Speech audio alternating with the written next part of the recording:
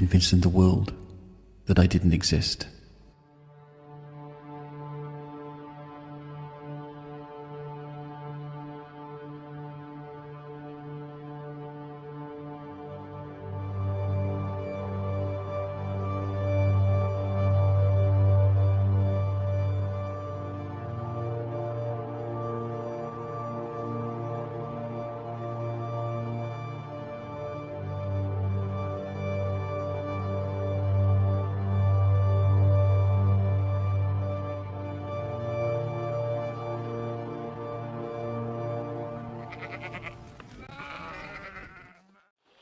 Okay, the Mandela effect. The reason why I chose this subject is because it's one of the hottest topics online, and I didn't think much of it at the beginning because I thought it was more like a hoax, so I had to do some research, and I came across this film called the Interview with a Vampire, which for me it was always Interview with a Vampire because I used to go to the video club to choose a video days back in the 90s, and I remember distinctly looking for it. It was an A, and I thought, why is there everywhere a they? It's not the case. So the Mandela effect is a term for where a group of people all misremember the same detail, event of physicality. And it is named after this instance, which a large group of people all share the same memory about Nelson Mandela. He died in 2013, but it looks like many people remember his death being back in the 1980s.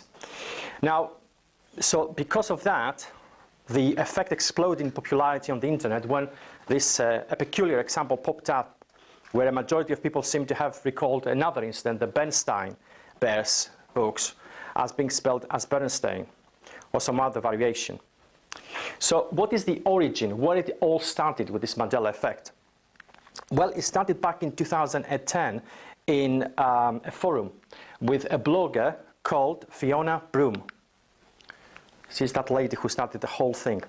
And Broome described an experience at the convention called DragonCon, where she discovered the others had a false memory similar to hers, which was the Nelson Mandela had died during his imprisonment back in the 1980s.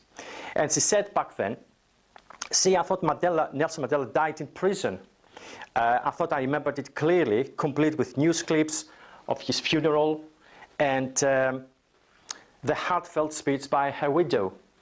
And then I found out that he was still alive. Fiona recounted discovering many widely held alternative memories, including those of Star Trek episodes that had never actually existed, and the death of the Reverend Billy Graham. So Mrs. Broome is a self-described paranormal consultant and researcher, and I think he wrote also a book. So that's where it started back in 2010 in an online forum, and then it just exploded because it looks like more people were finding out that some things that they remember that don't exist anymore in our reality. Now, before we delve into the Mandela effect, there is a couple of things we need to define from the beginning. First of all, what is a false memory? Because many out there, when you do your research, they believe that the Mandela effect is nothing more than a false memory. And they have tried to explain away the phenomenon this way. A false memory is a fabricated or distorted recollection of an event.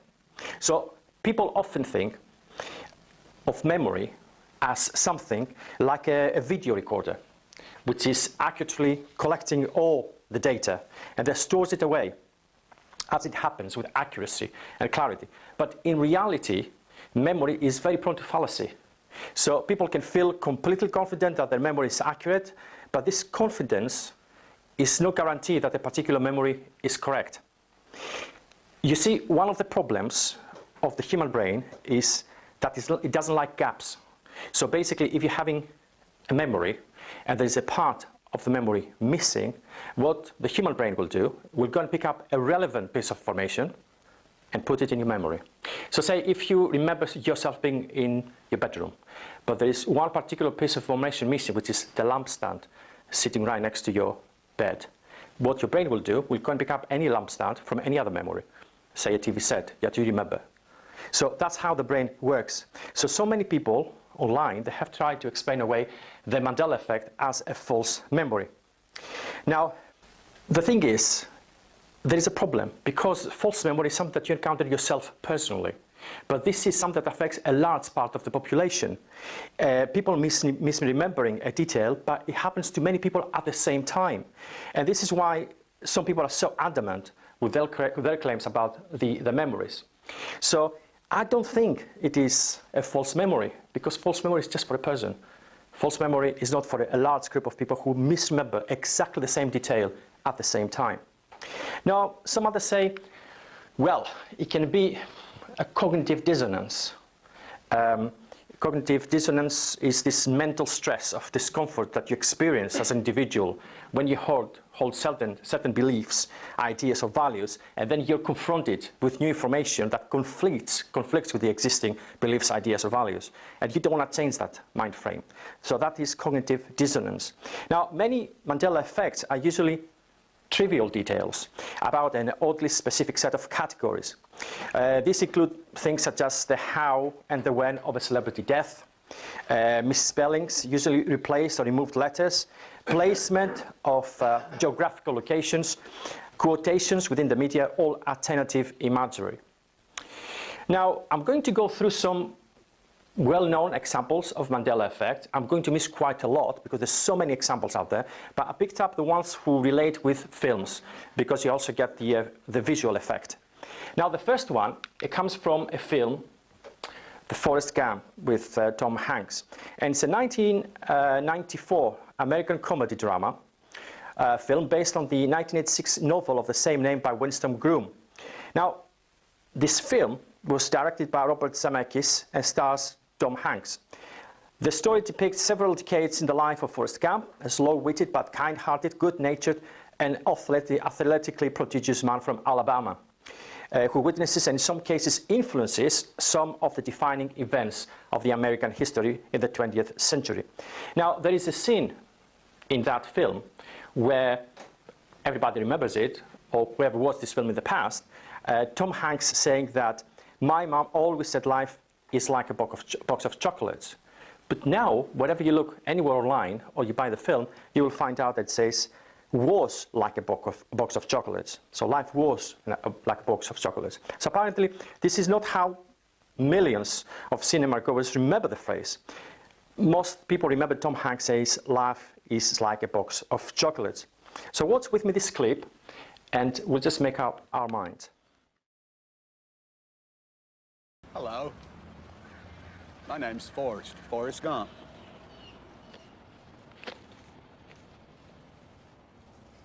Do you want a chocolate? I could eat about 1.5 million of these. My mom always said life was like a box of chocolates. You never know what you're going to get.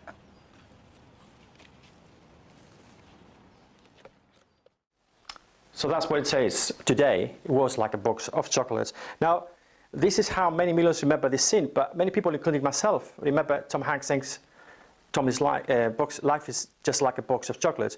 Now, you may say, well, you don't remember it right until you realize where there is another part in the film that his mother is saying the correct phrase. And that's the one I want to play to you.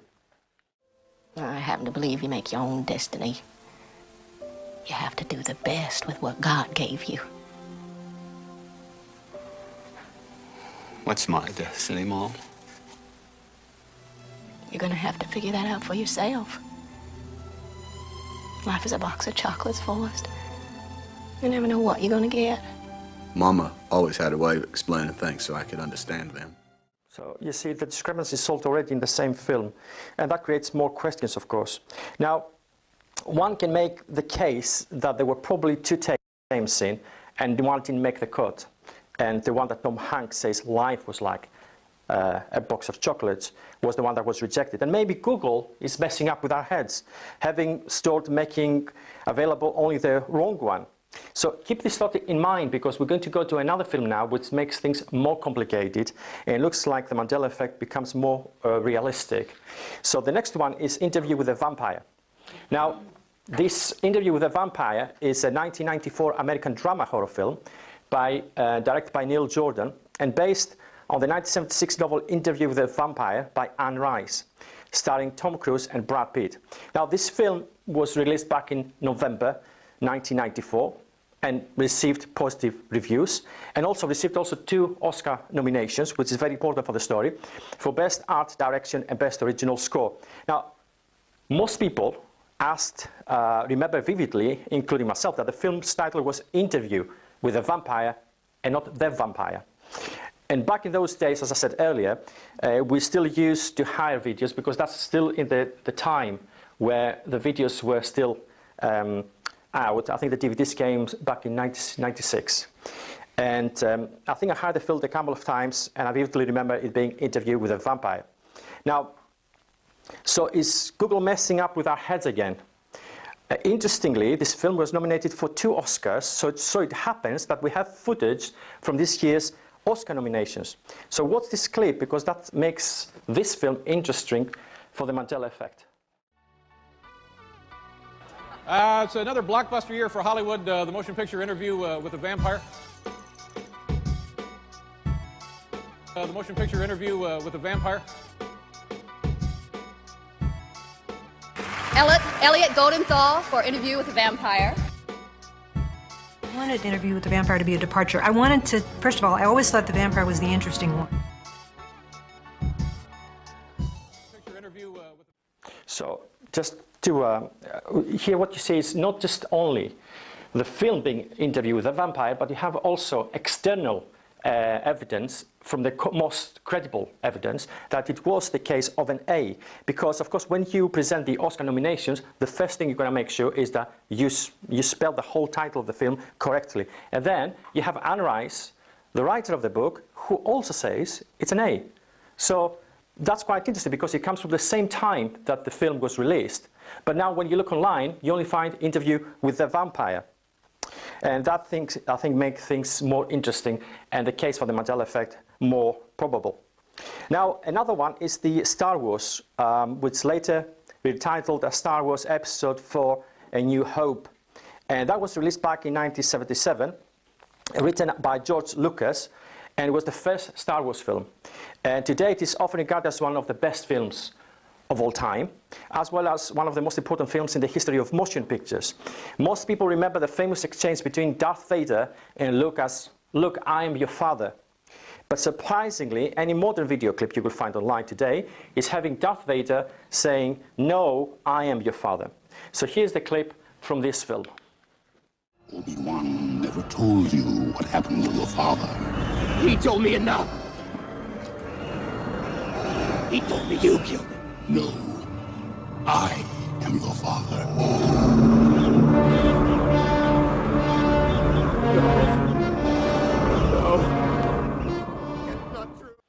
I think it doesn't even make sense in the script to put something like, "No, I am your father." It doesn't make sense. Nevertheless, that's what you find online about this film today. Now, James Earl Jones, who did the voiceover of Darth Vader for that film, he even remembers the phrase as being, "Look, I am your father." And we even have evidence, clip evidence about him. So here's him talking about, "Look, I'm your father."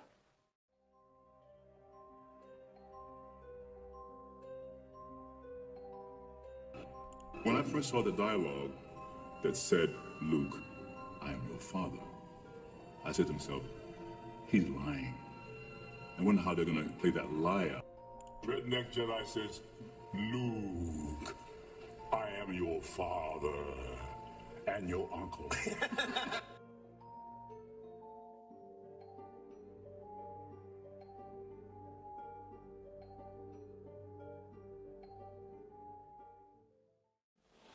So the very person who did the voiceover, he's telling you now that he actually said, "Look, I am your father."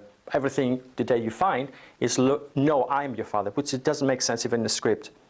Now, the last example is the one from Snow White, a classic Disney movie which dates all the way back in 1937, which is almost, I think it's about 60 years ago, 80 years ago. Oh, sorry. Right, Snow White, a classic Disney film. Everyone remembers the evil queen standing in front of the mirror saying, "Mirror, mirror on the wall, who is the fairest of them all?" That's a classic. Everybody remembers that. Mirror, mirror is what most people remember the Queen saying back in this 1937 Disney movie, Snow White and the Seven Dwarfs. One would think that that memorable movie produced reliable, consistent memories, including the famous mirror, mirror line. However, any modern audio or visual references are having the Queen in the movie actually saying magic mirror on the wall.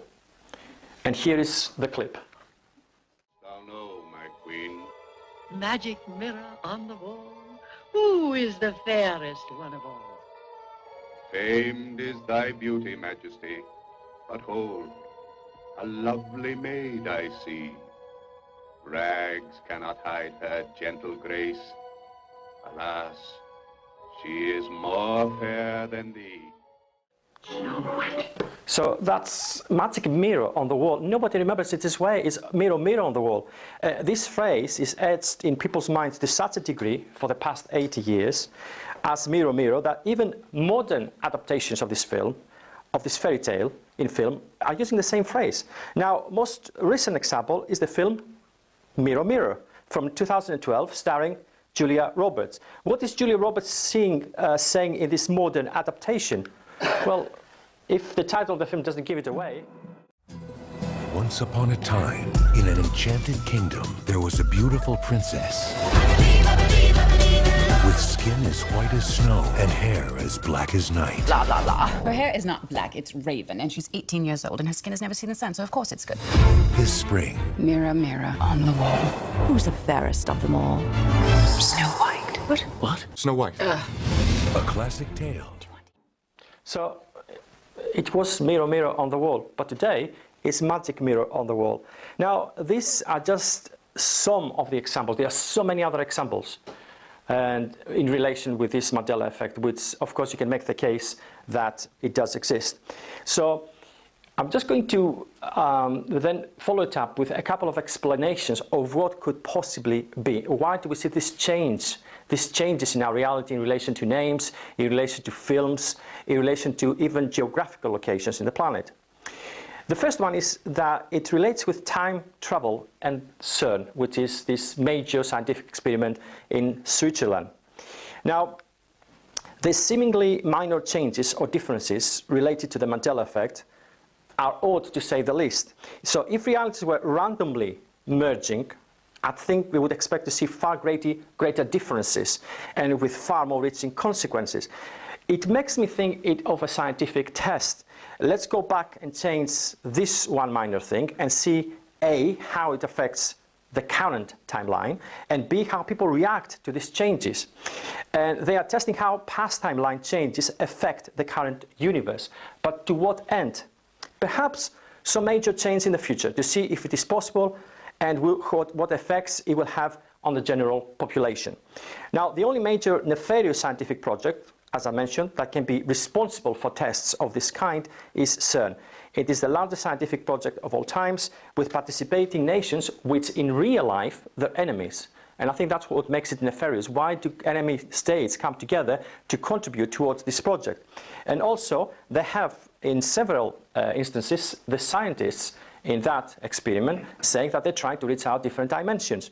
So, what makes it even more interesting now, CERN posted this video in early 2014, which Mandela effect was not yet popular, and it's called Happy at CERN. So everybody is singing, all the signs are singing, dancing around to the tune of Happy. And what's halfway through this video, a scientist is holding two signs. The one reads Mandela and the other one Bond 1. If you know what happiness is to you, clap along if you feel like that's what you want to do. Bring me down.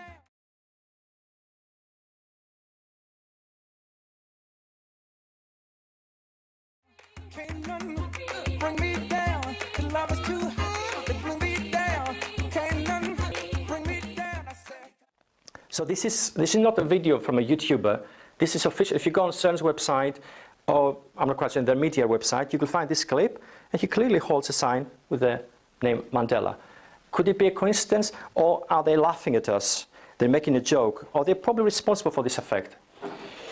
Now, one thing I would like to touch is this butterfly effect. The butterfly effect is the concept that small causes can have large effects. If a butterfly flaps its wings on one side of the Earth, it is said to cause a hurricane on the other. It is a well-known simplistic example of this theory. Initially, it was used for weather prediction, but later the term became a metaphor used in and out of science. So we can only speculate at this point, but from the way that Mandela effects have manifested themselves, we can conclude that they started small, as with the Bernstein bears, and moved on to larger and larger things, like films. So it would seem that someone is testing the butterfly effect. They choose well-known facts and events that have minor effects on the future, a line in a movie, a book title, a restaurant name, this that people will remember, yet will have no major effects on the timeline universe for the rest of us. They are testing how these changes affect our memories. Notice how many of the things that are changed are years and years old. They are not changing lines from Harry Potter, which is very recent, because they can't test what effect will have on the population. They are changing details in 30-plus-year-old media, long enough to justify people misremembering, but short enough that people are still alive to remember. So as we consider this line of thinking of, is it CERN, or are they testing something to do with the butterfly effect, there's another part which comes straight out of the last book of the Bible, and many people, even in the scientific area, they touch on it. It's the book of Revelation, was written about 2,000 years ago, and it warns there that of a time where, right before the end of the world, man will finally succeed in opening the door to other dimensions with the help of unseen spiritual entities. Now, we read in chapter 9 of the book of Revelation, and I saw a star, which is a reference to an unseen demonic entity, that had fallen from heaven to the earth. And the key to the shaft of the abyss, is it another dimension, was given to him. He opened the shaft of the abyss, and smoke ascended out of the shaft like the smoke of the great furnace. Now, what's the visual adaptation of this part of the book of Revelation?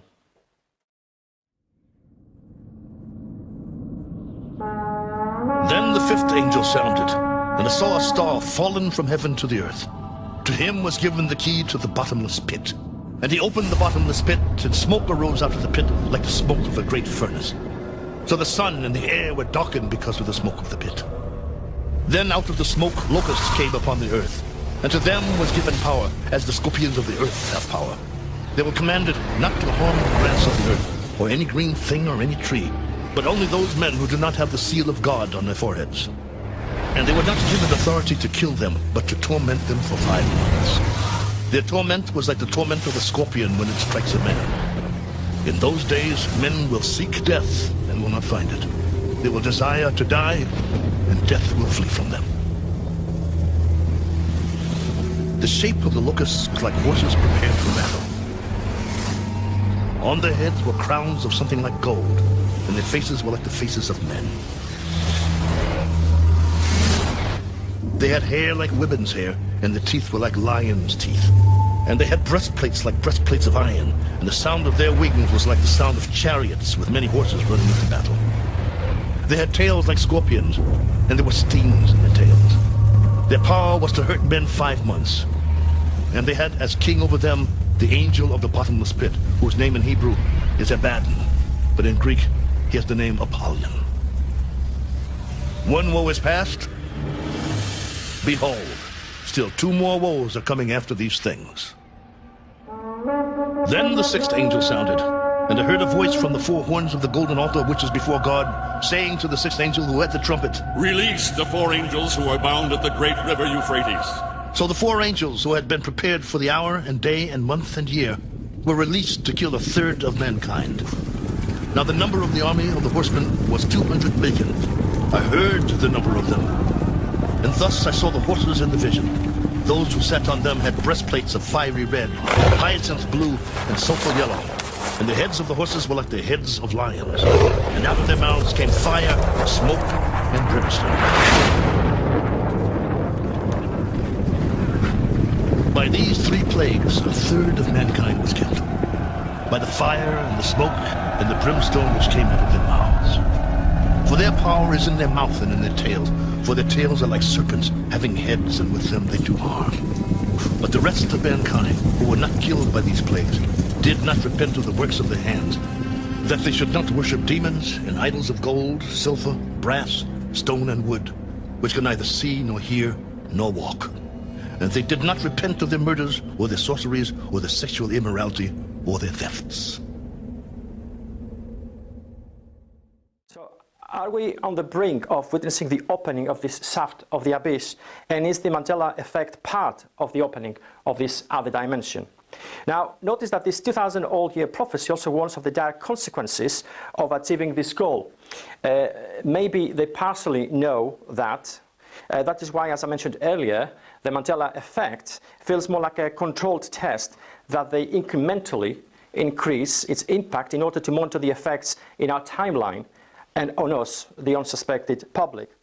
Now, in another part of the Bible, another prophecy relating to our times, the time of the end, warns of a final world ruler, the Antichrist, who is able to manipulate time and its effect in our world. Could that possibly also point towards CERN and the Mandela effect? A verse from the book of Daniel 7:25 says, "He, the final world ruler, Antichrist, will speak against the Most High and oppress his holy people and try to change the set times and the laws." You see this phrase, to change the set times. Could that be time manipulation, CERN, and Mandela effect? So there's no doubt that memory is key in many of these instances, and while the theory of parallel universes, time travel, CERN, and others are certainly thought-provoking, there are far more likely theories that can be backed up with actual medical, psychological research being conducted today in conjunction with documented US government experiments of the past. A famous writer and author, Steve Quayle, back in May 31st, 2016, at the Hagman report, which you can find online too on YouTube, said that the Mandela effect is deception.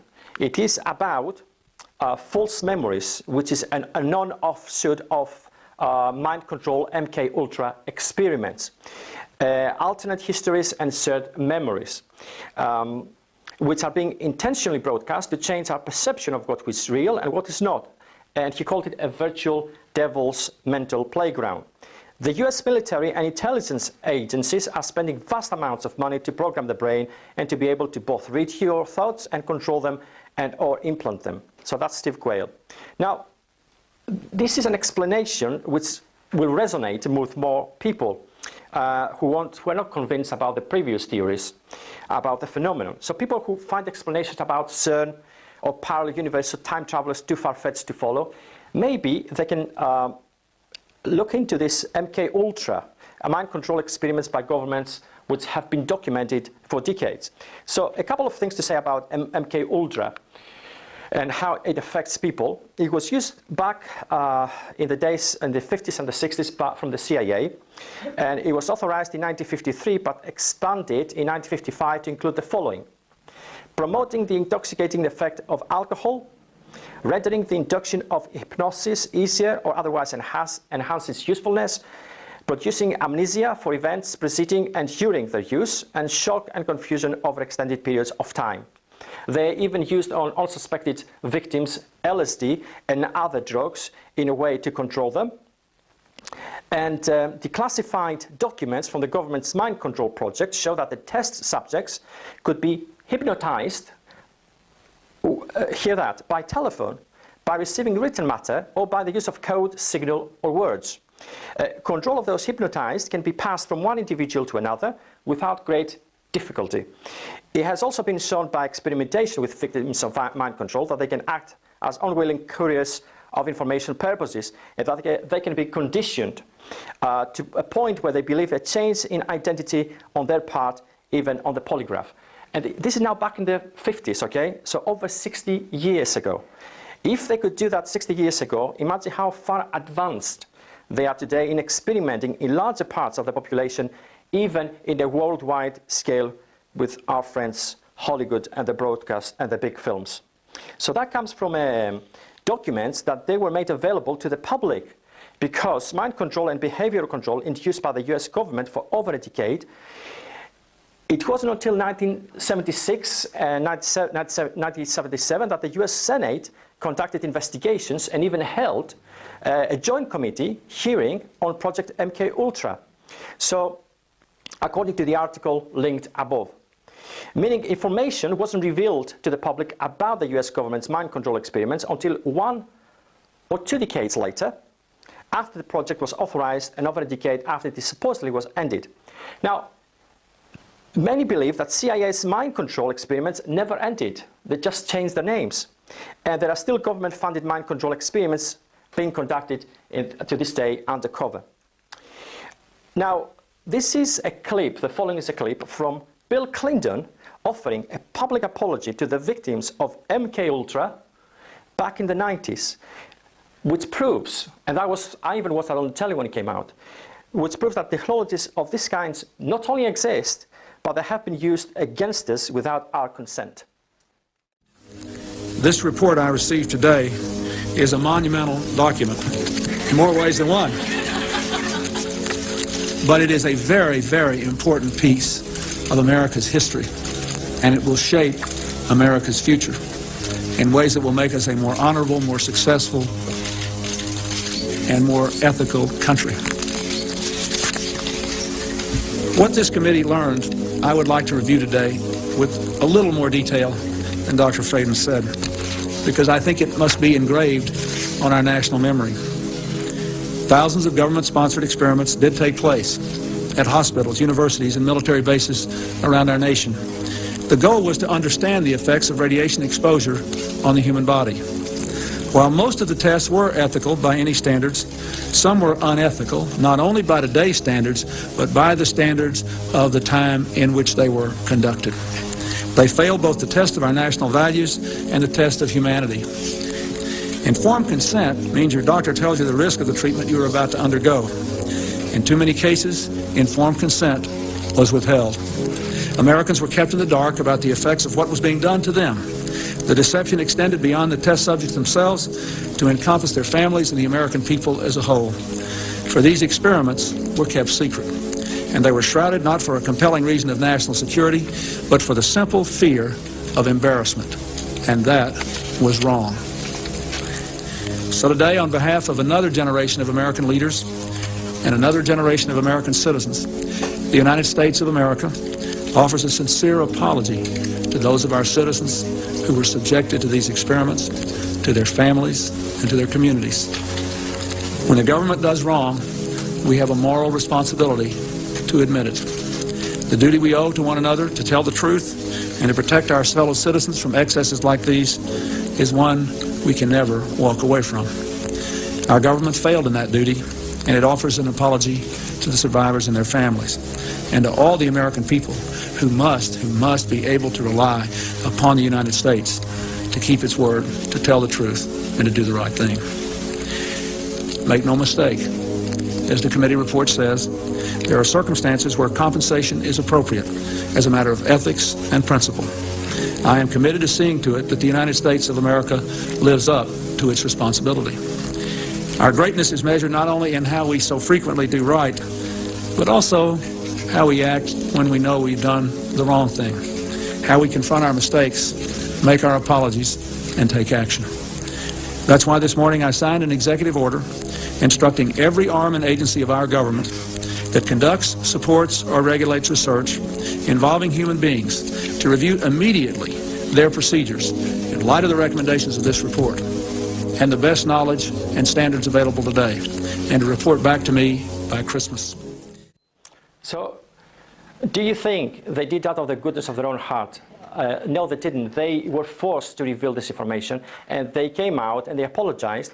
But have they stopped the experiments? No, they haven't. They just call them now these days as medical advancements, or they have gone underground. So in our country, in July 2016, which is only a few months ago, the Daily Mail leaked information that shows that scientists are using tricks to plant false experiences in people's brains. That's documented. It has been done in the laboratory. According to the Daily Mail, researchers at Brown University have discovered a way to implant associations in people's brains without the subjects being aware of it happening. Now, In a recent breakthrough, the group used a new technique without the consent of the victims.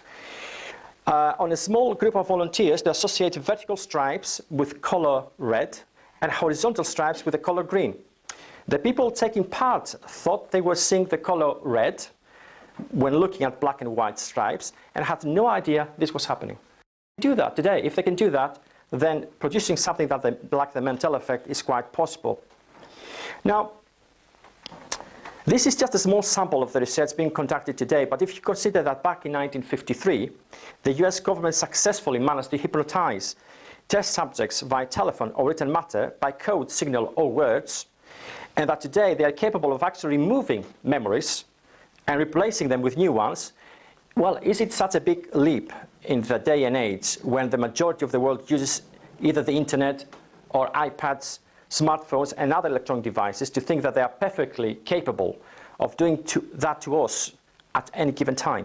So I think the case I'm trying to make, to establish here really, is that knowing what we know about MK Ultra and the technology they have possessed for the past 60 years, and they still keep secret from the public, is it possible that the internet itself can be used as this devil's virtual mental playground? And the so-called Mandela effect could very well be the ultimate mind control experiment. But why? Why would they want to do that? Well, I think a very good answer can be provided as to the why from another project that was revealed back in the 80s, Project Blue Beam. There are several secret projects that have been exposed partially the last 20 or 30 years that seem to explain satisfactorily the Mandela effect and its byproducts. So take, for example, this Project Blue Beam, a giant show in the sky masterminded by US Secret Services to make an alien invasion believable to the public and ushering a new age religion for all mankind. And the plan was exposed back in the late 90s by Serge Monast. Now, this is not laughingstock. They have attempted that when they tried to invade Cuba. One of the plans, if you go and look it up, one of the valid plans to take over Cuba was to project in the sky the image of Jesus, and people would call in, and all the communication network will go down because of all the phone calls, and that was the way to take on Cuba. They didn't put that into effect. But if they tried to do that back in the 60s, well, it's not that far-fetched that they have that in mind for the future. Now, in 1996, Serge Monast, along with another unnamed Canadian journalist, both died from a heart attack after having exposed this plan. And that's why many people believe that it was an assassination. Now, this Project Blue Beam is a NASA Illuminati plan to usher in a new age religion which will go hand in hand with a new world order and a one world leader, the Antichrist.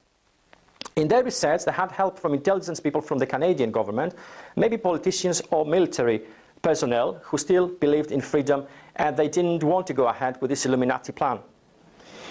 Now, this Project Blue Beam comes with 4 steps. The first one is the introduction of new archaeological evidence that suggests that our history is wrong and we are the product of alien DNA manipulation.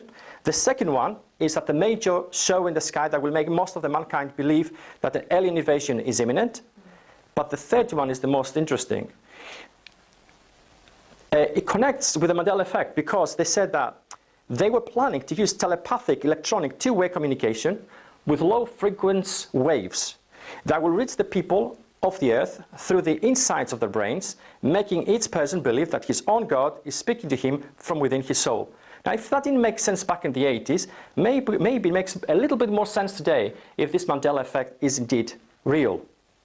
So, such rays from satellite, remember they can use satellite technology, are fed from the memory of computers that store much data about the human being and his languages. And these rays will then interface and interweave with the natural thinking processes to form what we call the artificial talk. Some form of technology that we're not aware of is probably a secret project, but it might as well be used in the future for our control. In few words, the New World Order will be, wants to control your brain. And there is a reason why they want to do that, because there will be a revolution against it. So if they can't control you personally, they will try to control your brain. Now, In order for the New World Order to succeed without any opposition to the powers, to be known that they need to have full control over you, including your brain. That's why one of the most expensive projects today, currently financed by the US government, is the Brain Initiative. And what they say is brain research through advancing innovative neurotechnologies. And basically what they want to do is they want to map the human brain, because of course they want to control it. And it starts there, the battle for your brain. Now, if you don't believe that, what's Mr. Obama explaining away what the Brain Initiative is, and think in the back of your head, what happens if they gain control over this project? As humans, we can identify galaxies light years away. We can study particles smaller than an atom, but we still haven't unlocked the mystery of the 3 pounds of matter that sits between our ears. Today, scientists possess the capability to study individual neurons and figure out the main functions of certain areas of the brain, but a human brain contains almost 100 billion neurons, making trillions of connections. So as a result, we're still unable to cure diseases like Alzheimer's or autism, or fully reverse the effects of a stroke. And the most powerful computer in the world isn't nearly as intuitive as the one we're born with. So there's this enormous mystery waiting to be unlocked. And the Brain Initiative will change that by giving scientists the tools they need to get a dynamic picture of the brain in action and better understand how we think and how we learn and how we remember. And that knowledge will be transformative. So, instead of solving the problems of the world like poverty or human inequality, the most important projects for them is things like CERN or mapping of the brain. And just think of how that can play out for a new world order and how they can actually control you. So as I come to the end of this presentation, do I believe that the Mandela effect is real? Yes, I do. And I think it's just the beginning of more things to come which have to do with the fact that they want to control your reality, what you perceive to be real, and how they want to manipulate it in a way to manipulate you. Thank you.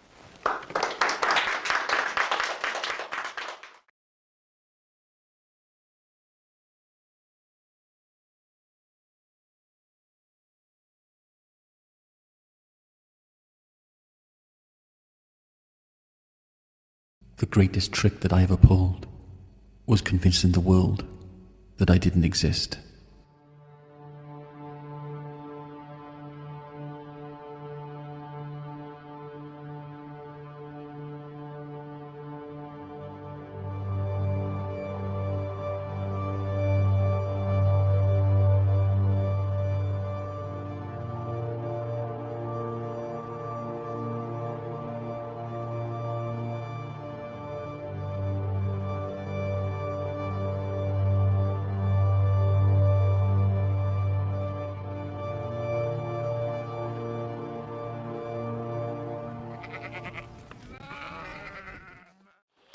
Okay, the Mandela effect. The reason why I chose this subject is because it's one of the hottest topics online, and I didn't think much of it at the beginning because I thought it was more like a hoax, so I had to do some research, and I came across this film called the Interview with a Vampire, which for me it was always Interview with a Vampire because I used to go to the video club to choose a video tapes back in the 90s, and I remember distinctly looking for it. It was an A, and I thought, why is there everywhere a they? It's not the case. So the Mandela effect is a term for where a group of people all misremember the same detail, event of physicality. And it is named after this instance, which a large group of people all share the same memory about Nelson Mandela. He died in 2013, but it looks like many people remember his death being back in the 1980s. Now, so because of that, the effect exploded in popularity on the internet when this a peculiar example popped up where a majority of people seem to have recalled another incident, the Bernstein Bears books, as being spelled as Bernstein, or some other variation. So what is the origin? Where it all started with this Mandela effect? Well, it started back in 2010 in a forum with a blogger called Fiona Broome. She's that lady who started the whole thing. And Broome described an experience at the convention called Dragon Con, where she discovered the others had a false memory similar to hers, which was that Nelson Mandela had died during his imprisonment back in the 1980s. And she said back then, see, I thought Nelson Mandela died in prison. I thought I remembered it clearly, complete with news clips of his funeral and the heartfelt speech by her widow. And then I found out that he was still alive. Fiona recounted discovering many widely held alternative memories, including those of Star Trek episodes that had never actually existed, and the death of the Reverend Billy Graham. So Mrs. Broome is a self-described paranormal consultant and researcher, and I think he wrote also a book. So that's where it started back in 2010 in an online forum, and then it just exploded because it looks like more people were finding out that there's some things that they remember that don't exist anymore in our reality. Now, before we delve into the Mandela effect, there is a couple of things we need to define from the beginning. First of all, what is a false memory? Because many out there, when you do your research, they believe that the Mandela effect is nothing more than a false memory. And they have tried to explain away the phenomenon this way. A false memory is a fabricated or distorted recollection of an event. So people often think of memory as something like a video recorder, which is accurately collecting all the data and then stores it away as it happens with accuracy and clarity. But in reality, memory is very prone to fallacy. So people can feel completely confident that their memory is accurate, but this confidence is no guarantee that a particular memory is correct. You see, one of the problems of the human brain is that it doesn't like gaps. So basically, if you're having a memory and there's a part of the memory missing, what the human brain will do, will go and pick up a relevant piece of information and put it in your memory. So say if you remember yourself being in your bedroom, but there is one particular piece of information missing, which is the lampstand sitting right next to your bed. What your brain will do, will go and pick up any lampstand from any other memory, say a TV set that you remember. So that's how the brain works. So many people online, they have tried to explain away the Mandela effect as a false memory. Now, the thing is, there is a problem, because false memory is something that you encounter yourself personally. But this is something that affects a large part of the population. People misremembering a detail, but it happens to many people at the same time. And this is why some people are so adamant with their claims about the memories. So I don't think it is a false memory, because false memory is just for a person. False memory is not for a large group of people who misremember exactly the same detail at the same time. Now, some others say, well, it can be a cognitive dissonance.